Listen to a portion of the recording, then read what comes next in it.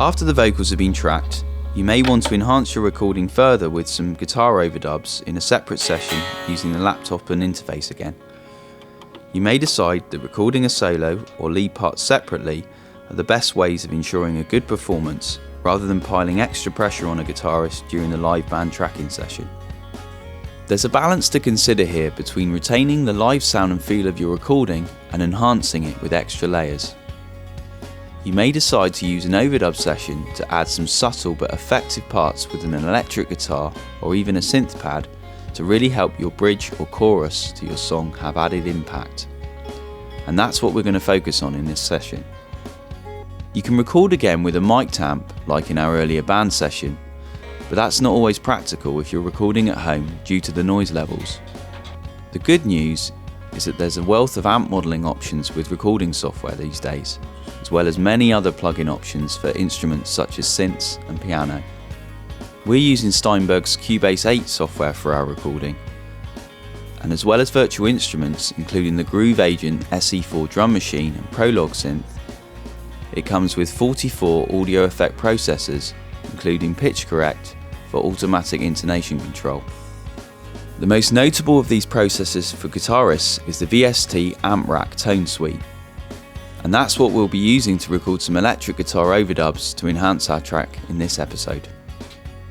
The VST Amp Rack Tone Suite includes amp, speaker and mic simulation for guitarists, and we're going to use it to dial in a tone suitable for playing some simple but effective rhythm chords for our song's chorus.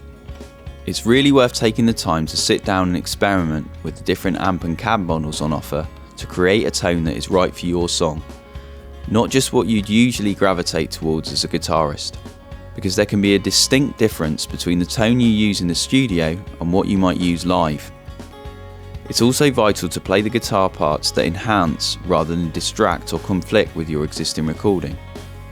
It's important to play along to the track to try different ideas out before you think about recording. Going into the tracking stage prepared should mean you can get your ideas down more efficiently.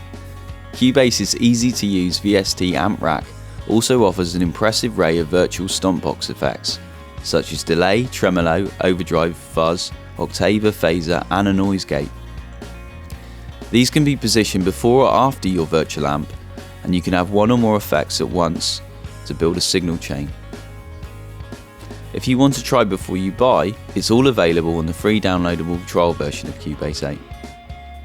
You may even want to bring your favourite effect pedal to the session and run that through your chosen modelling amp and cab. Here, we're using our chosen rhythm tone with some reverb to overdub ringing chord strums for both the song's second and final choruses. This is to give them more impact and a more expansive sound, without taking away from the core instrumental dynamic that we captured in the live band session. Now we're using some cleaner tones with arpeggiated chords and delay for the song's outro to go underneath the lead lap steel part that's already been tracked in the live session. Simple parts can combine to create subtle but valuable extra layers to your song's sound, and you might want to bring them in more as the song progresses to intensify parts. For example, making the final chorus or outro sound bigger. It's really worth taking the time to consider how parts and tones can improve your song with overdubs and complement the recordings you already have. To make things easier when you're tracking parts like this, Cubase offers a helpful feature called re-record to enable you to redo takes quickly and easily. If you make a mistake and want to try the part again, simply hitting the record button again will start it from the original position.